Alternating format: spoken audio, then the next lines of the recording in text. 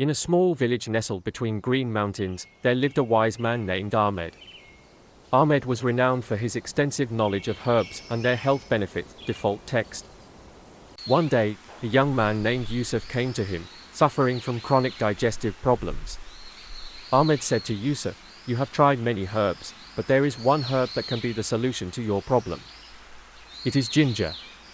Default text.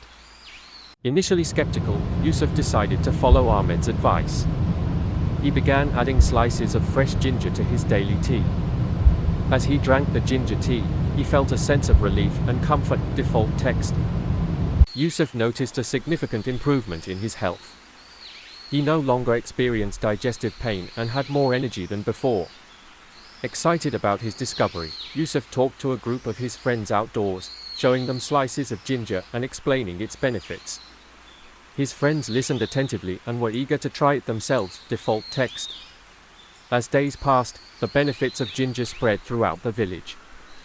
Villagers began using ginger in their food and drinks, looking healthier and happier.